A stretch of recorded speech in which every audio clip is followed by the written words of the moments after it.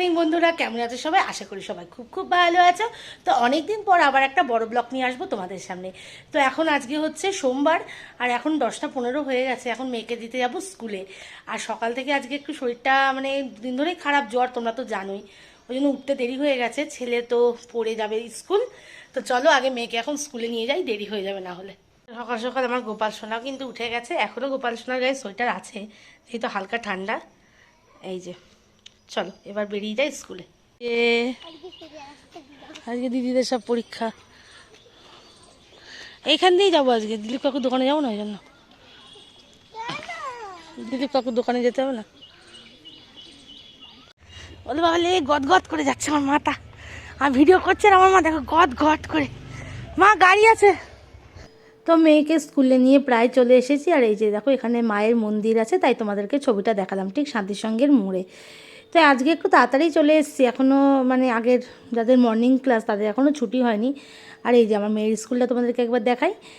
তো এখন একটু দাঁড়াবো, দাঁড়িয়ে ওদের ছুটি হবে। আজকে আবার একটু মিটিং আছে ম্যাডামের সাথে, ওই জন্য একটু বাড়ি যেতেও দেরি হবে। আর সব গার্জেনরা আসবে, কিছু কিছু গার্জেনরা আসবে যাদের মানে একটু কিছু সমস্যা আছে, সেইটা নিয়ে ম্যাডামের সাথে আলোচনা আছে।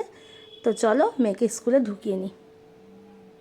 তো মেয়েকে স্কুল দিয়ে আজকে এখন বাড়ি আসলাম। এখন বাজে 12টা 15, অনেক লেট হয়ে গেল। মেয়ের স্কুলে একটু মিটিং ছিল, ওই জন্য অনেকটা দেরি হয়ে গেল। আর দেখো ঘর বাড়ির অবস্থা সব পড়ে রয়েছে চারিধারে, এখন অবধি কিছুই করিনি। আর আসার সময় ডিম আর আলু নিয়ে এসেছি, দেখি ভাবছি ডিমের ঝোল করবো। তো চলো আজকে আগে কাজকর্মটা সেরে নিই। আর কী যে একটা প্যাচ প্যাচে গরম পড়েছে না, ভাল লাগছে না। এই তো শুরু হলো গরমের দিন, আর কষ্ট বেশি। তো চলো আগে কাজ সেরে নিই। তো ঘরের কাজ টাজগুলো আগেই কমপ্লিট করে ফেলেছি। আর এই যে বিয়েবাড়ির এফেক্ট সব পড়ে আছে, কখন গোছাবো কিচ্ছু জানি না। তো ঘর দোর গোছানো কমপ্লিট, আর ওদিকে ডিমের ঝোলটা বসিয়ে এসেছি। ডিমের ঝোলটা হলেই হয়ে যায়, আর কিছু করিনি, শুধু ভাত আর ডিমের ঝোলে এই আজকে রান্না করেছি। তো মানে ঘরের কাজ করতেও তো অনেক সময় লেগে যায়, আর কি করব।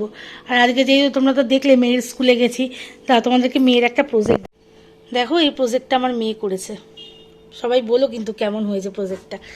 এই যে ফ্লাওয়ার ভাসের মধ্যে ফ্লাওয়ার, আর এইটা ছেলে সেদিন এঁকেছে এই ড্রয়িংটা। এটাও বলো সবাই কেমন হয়েছে। তো চলো তোমাদের ডিমের ঝোলটা দেখাই কেমন হলো। তো ডিমের ঝোলের কিন্তু খুব সুন্দর একটা স্মেল বেরিয়েছে, দাঁড়াও তোমাদেরকে দেখাই। আর আজকে কিন্তু এই কড়াইটা আমি নতুন কিনেছি, দেখো এই কড়াইটা আজকে নতুন না, মানে কড়াইটা নতুন কিনেছি। আর আজকে এই কড়াইতেই রান্না করলাম, দেখাই তোমাদেরকে। তো এই যে আমার ডিমের ঝোল কিন্তু একদম রেডি।